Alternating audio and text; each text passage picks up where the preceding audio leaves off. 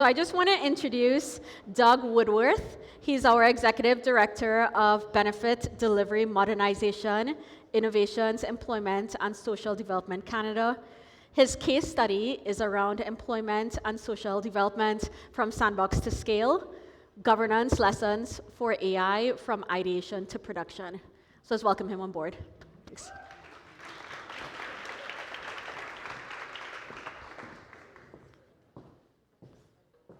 Thank you very much, and it's great to see everybody in this very classy and romantic environment for a data analyst. And I'm very, very pleased to have the opportunity to come and speak with all of you to tell you a little bit about the experience that we've had from going from being excited about an individual analytics and AI project that's kind of keen and you promote and so forth, and moving that all the way through to a systemic process that allows many people to innovate in your organization and deploy those solutions at scale. We may not have perfected it yet, but I want to share with you the experiences that we've had so far. As the introduction said, my spot in the organization is about modernizing how we pay benefits, how the department pays benefits to Canadian citizens for our premier programs, which is the Canada Pension Plan, Old Age Security, and Employment Insurance. You may have heard of them. They're programs that impact every Canadian citizen. And so we're looking for ways that we can very quickly modernize and deploy technologies and so forth. In terms of our aspiration when we started off on this journey, to give you a sense of the types of things that we were looking for, we wanted to find ways to automate our benefits processing. We wanted to do things like ingest and pull data from documentation. We wanted to assist agents in terms of the work that they have to do when they're sitting in front of a client or when they have a client on the phone. We wanted to look at fraud detection and many other things. So it was the full gamut, or the full spectrum that we were looking to experiment with and deploy. And we knew with these aspirations that there were a number of challenges that we were going to face coming in. And I'm sure they're all challenges that each of you have faced as well too, but how do we set up the technology to be able to do that, not in a one instance and experimentation way, but at scale so that we could replicate and move at speed? Things like, what are some of the processes for operations to put in place? Again, it's one thing to create one of these models on a one-shot deal. It's something different to integrate that with operations and have the appropriate training and adjust and maintenance and those things over time. We also needed to think about data, again, in a little bit of a different way. This wasn't about, calling up the ops people, pulling out a data extract, and off you go. It was, how can we make sure that there are the right data pipelines in place, that the right protocols in terms of anonymization, if required, were in place? How do we get those feeds on a regular basis? A totally different kettle of fish when you talk about operating at scale.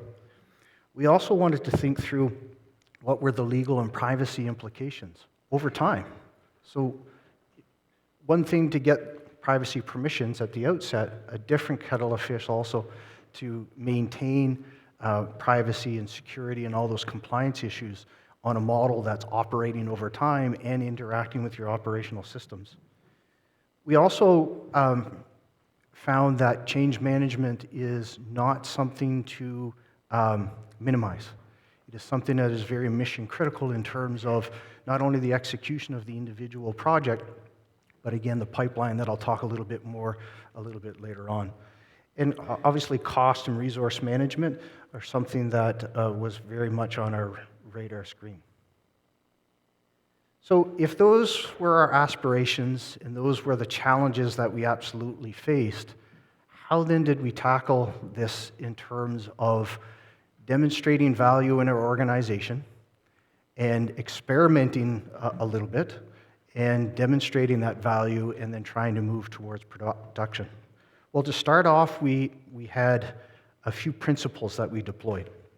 First one was, if we're going to try this out, let's pick something that's simple, low complexity, and something that doesn't have personal information. So we tried to streamline the compliance issue and complexities as much as possible so that we could learn from that and understand Where are the pain points? What are the technology? What are the tools? What's the culture we needed to influence? And so that was kind of principle number one. Principle number two is when we picked a project, and I'm going to describe it here in a minute, we picked one that had really well-defined boundaries. I could say, this is what we're going to do, and here's the time frame that we're going to do it in. So we scoped it accordingly. The other thing that we did in conjunction with this simplified case was we learned a lot about compliance and governance.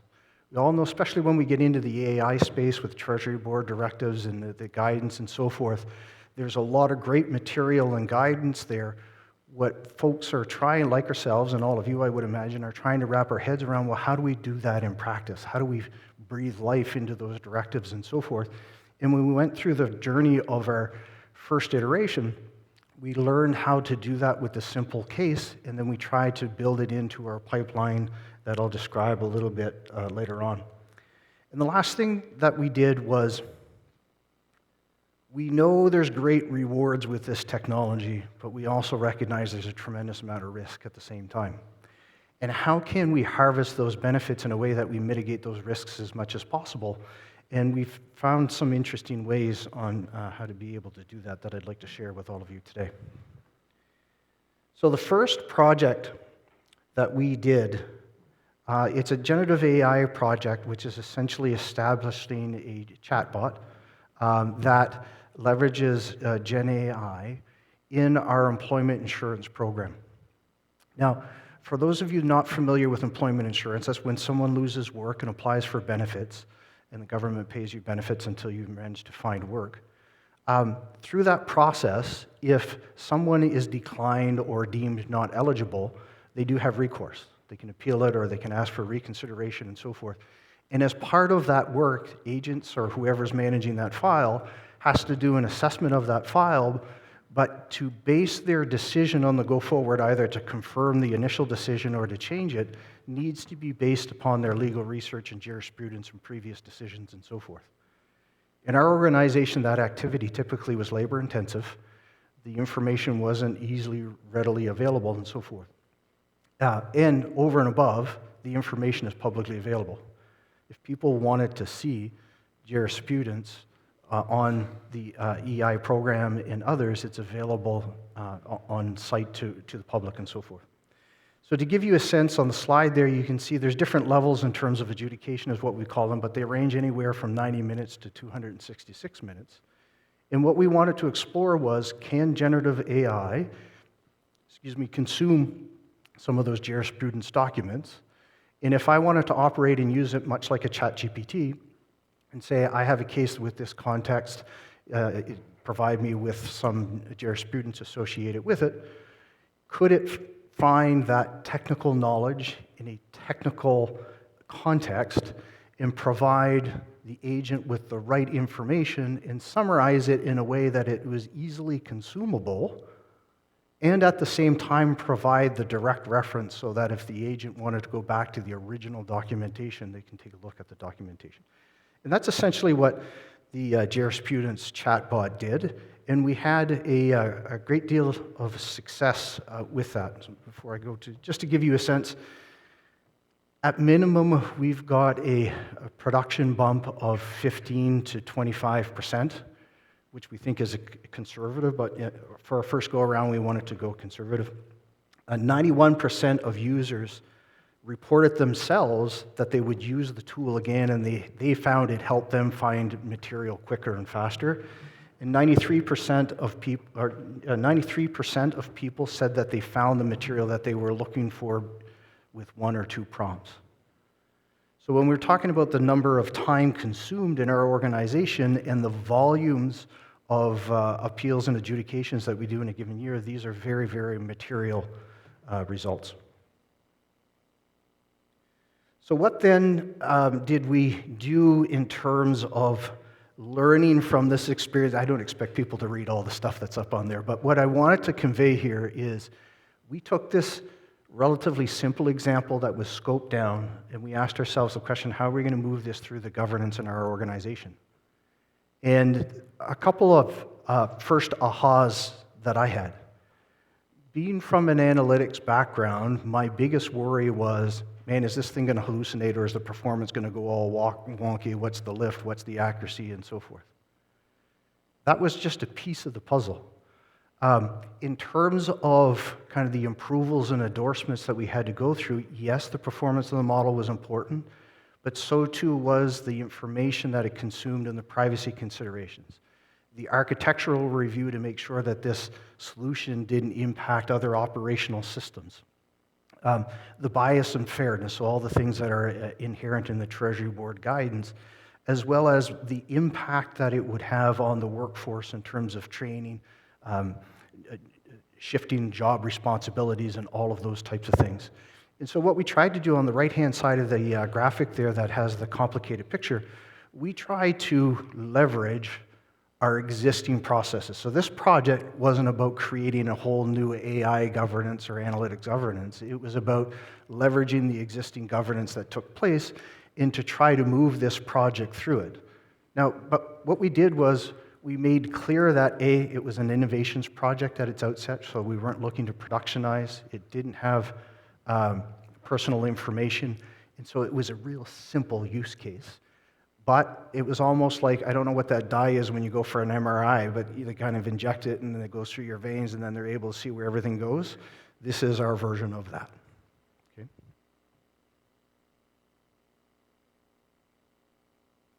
Okay. We did a fair amount of testing, as you saw in that diagram. I just want to draw your attention to the bottom left-hand corner there, just to give you a sense of what we tested out in terms of governance and other things for our project. We did user testing, so people's interaction with the models. We also did the model performance, so we were interested in accuracy and relevancy of answers and so forth. We did some work in terms of accessibility. Can we build in accessibility components in terms of readability in plain text and so forth? We asked the users to say, hey, look, did you feel prepared to use this tool? Was it fun? Would you use it again? And so forth. And then the performance testing that we had at the bottom. But that's what constituted the testing that we did for this particular piece. So net, given all of that experience, what is it that we learned at the end of the day in terms of translating a trial into a process that can be used to do this quickly and efficiently over time and to harvest all kinds of improvements to service experience, but also productivity gains? There are 5 key things that we learned. One was around the budget and prepare for unexpected costs. So what do I mean by that? I don't know about you guys, but thinking through things like, if this was in production, what would be the cloud cost and credits associated with it? What type of maintenance is required and so forth? So there were, my focus going into the project in terms of cost was much narrower for the individual trial than what it needed to be to set up a production kind of pipeline and so forth. So that was lesson number 1 for us. Improving the upfront data source and validation. A lot of my past history has been in the advanced analytics space and machine learning. In structured data and how you handle it, I think many of us in this room probably have had lots of experience with making sure that that data was prepped and ready and so forth. And I think we would all agree that that's probably the majority of the effort that's required in a lot of projects and so forth.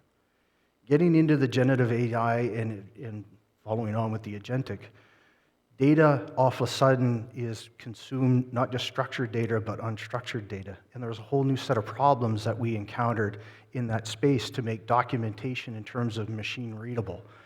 Though we had publicly available information and there wasn't personal information in it, our thoughts started to turn to, well, if I can't use personal information in this particular product, how do I make sure that it's not in the data that it's consuming? And if it is, how do I handle that?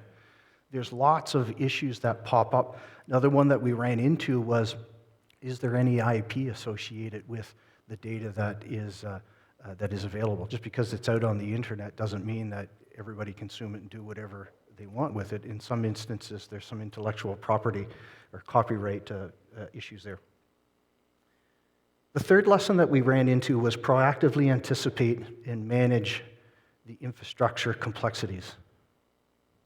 It wasn't about setting up a data analytics environment, playing a little bit and deploying.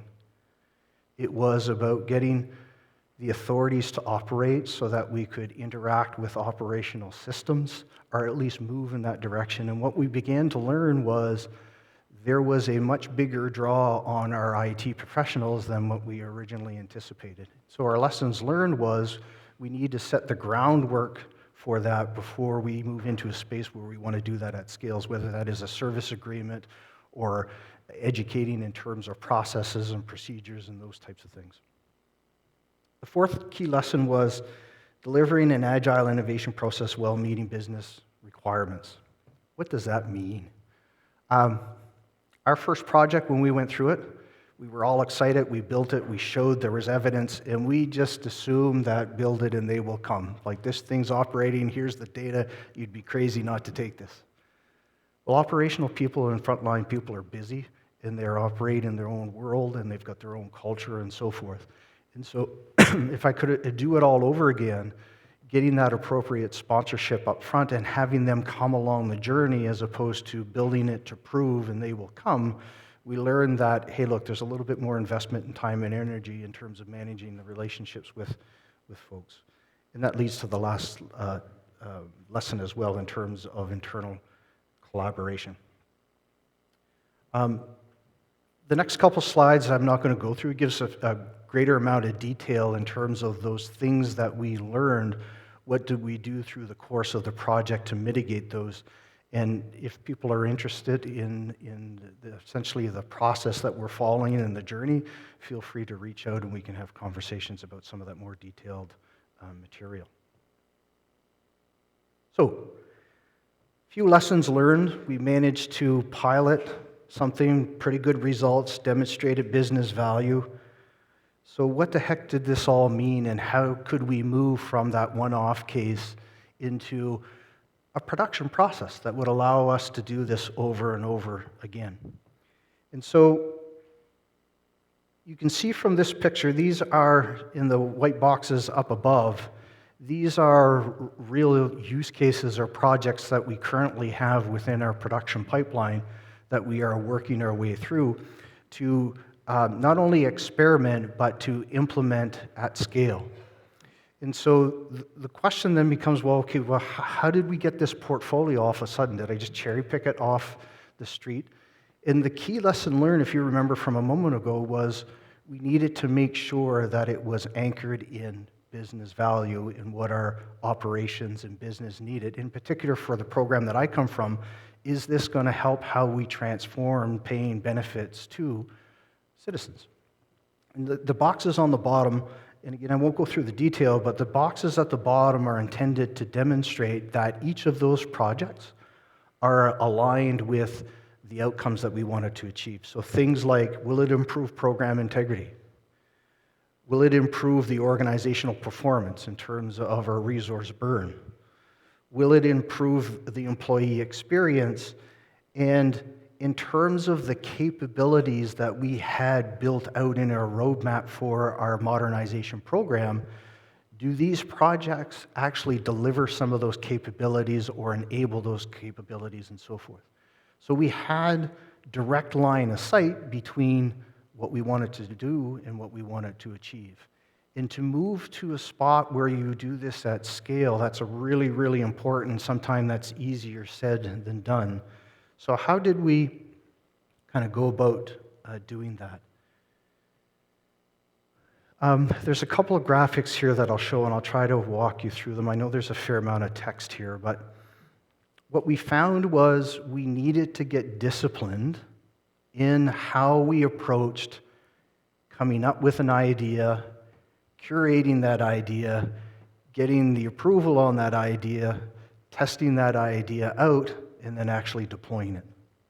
And if you could read all the small print that I've got there, that's essentially what that is describing. It's we've systemically put in place a process with a playbook that others can kind of use and follow and so forth that allow us to solicit ideas from anywhere. Anybody can put an idea forward, but part of the discipline is to go back and ask the question, which of these ideas will move those capabilities forward as part of our vision?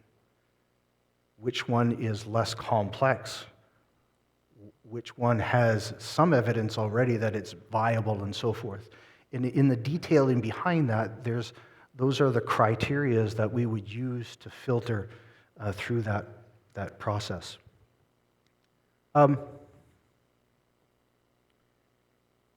What I want to convey in this picture is, at a high level, what this pipeline looks like in practice. On the left-hand side, you can see there's 30 plus other ideas and backlogs, so each circle represents a bit of a use case and so forth. And at intake, the floodgates are open. We would solicit ideas from people within our program and take ideas from outside of our program as well. And we would do some triage with that through the process that I described, assessing the validity and some complexity, and if there's any business case at the outset. And we would whittle that list down to what we called kind of a paper prototype exercise. And that paper prototype exercise sometimes literally could be on paper, but for instance, if my staff were able on an open source be able to go out and download an app and try an exercise out that would demonstrate, sometimes that is sufficient information to help understand the level of readiness in the organization, and it can give you information like, yeah, we could probably pull this off, or, oh man, we can't pull this off, it's gonna, it'll take forever for us to do that, and so forth. And so in the next step, assuming that after the paper prototyping that it's still viable and still makes sense, we would move on to a proof of concept. And a proof of concept for us was to initiate a formal project. There would be likely resources dedicated to it. We would track results of that, and we basically would come back with those results to our governance body and say, hey, look, here's what we found on the jurisprudence, for example, 15 to 25%. People really liked it. Do we want to go ahead and proceed with that? And then based upon that go, no-go decision, we'd move into the minimum viable product, and we recognize that for these tools and these processes and to operate at scale, you're never done. You put the minimum viable product out there, and then there's other features to build on and so forth. And so we've really tried to create a disciplined process to bring us from those really cool ideas and those technologies and move them through and triage them and de-risk.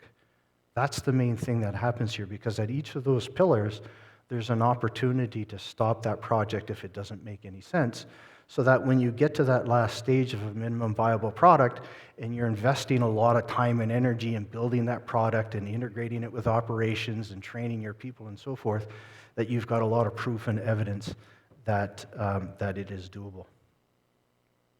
So what are some of the things that we're doing now to institutionalize that pipeline?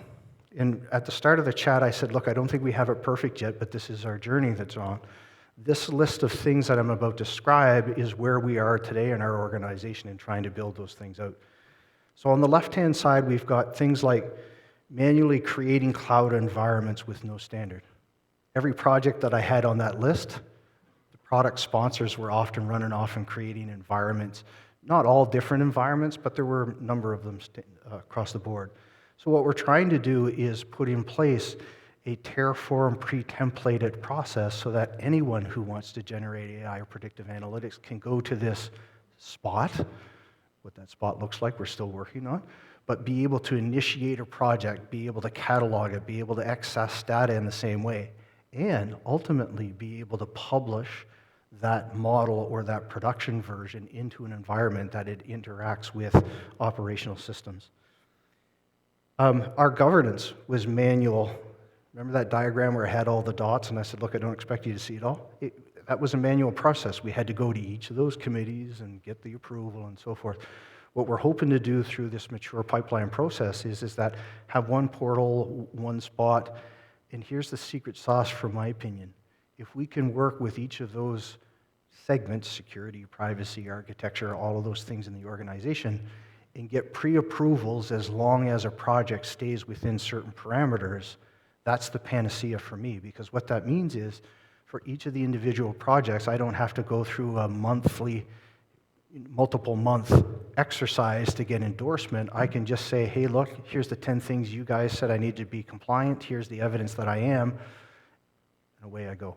That's what our end vision is. In terms of data, we've had data scattered. We want to create a bit of a searchable marketplace that provides the machine learning data. Now, that one, as I mentioned earlier, it's not just about the structured data and having a governance data catalog and getting the data tables that you can get access to. This is also about curated data of non-structured type. So is there project documentation and materials and emails, for that matter, that should be consumed by a particular solution, but how is that information managed? It too is data, but how do you manage that information in a way that it still provides appropriate access when it is needed, but you don't have to go through a big exercise every time that a different project needs to access that same information. The manual deployment process, so each project, when we got to the end of it, and we had this great solution, it always begged the question, how do we productionize this in operations so that if I'm using a chatbot and the thing goes sideways, I can call the IT help desk and they're going to help me, as opposed to, I wonder what data scientists came up with that, and try to find them and figure out and fix it that way. So we're trying to standardize kind of the sign-off and handoff with, we have a group called the AI Center of Enablement, and so we're working with those folks to say, as these things are created, can they live within your infrastructure, and what is the operational model that would be created to support these things over time? And then the last two are just limited access to knowledge and support and fragmented user access and role management. We're trying to figure out how we can not necessarily centralize, move everybody, but to have a hub, a center spot to be able to coordinate this knowledge and make it accessible to many players. So in a nutshell, that is the experience that we've gone through from trying to go from an individual little project that had lots of promise associated with AI and analytics, all the way through to setting up a mature process that will allow us to do multiple projects quickly and efficiently. So hopefully we can realize lots of productivity gains and improve the services that all of you will use from our department. So with that, maybe I'll stop and see if there's questions. Any questions for Doug? Yep. That was great, by the way. It's very inspiring. Go ahead. Nasser Anadeli, University of Toronto Data Science Institute. I have a couple of questions. One about the intake process. Is the intake process only from the technology group, or it's organization-wide?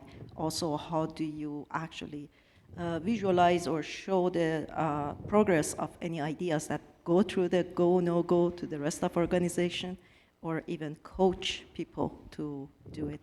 The other question that I have more on the technical side, how do you do the decision between in-house development or outsourcing or getting the off-the-shelf products? Yeah, great questions, thank you. So in terms of the intake on where they come from across the board. And in fact, we've taken great pains to try to make sure that they're driven by the business part of the operation as opposed to the technologists. It doesn't mean that technologists don't have good ideas, but if you remember how our lesson learned was we need to have it tied and be relevant to the business. And so that was really important to us. In terms of the documentation of the process and so forth, that's a journey for us as well too, but how we've tried to do it and how we're looking to mature it is, we do have some standard formats in terms of speaking about the value in the concept, but here is the really important secret sauce part for us, and that is, does the definition of this project have a clear hypothesis that we're trying to test at that stage? And that hypothesis is usually in the form of some business statement to say, can this technology do this for business? From there are two things that we're trying to do, is build that template, if you will, into a playbook, and we'll kind of educate people and indoctrinate that a little bit so that people use that same process. In terms of the decision go and no-go, For our transformation program, the BDM program that I'm part of, we do have some governance that drives a lot of its change agenda, and that would be the platform that we would come to get the decisions at each of those stages. But it is looking like it's going to grow more broadly to a departmental type of an exercise. And so the governance board, if you will, that we would go to might shift from, for example, an ADM level to the deputy minister level, and so forth. I think I covered all your questions. Oh, We're actually out of time. Maybe you could pick up with Doug after. Thanks. thank you.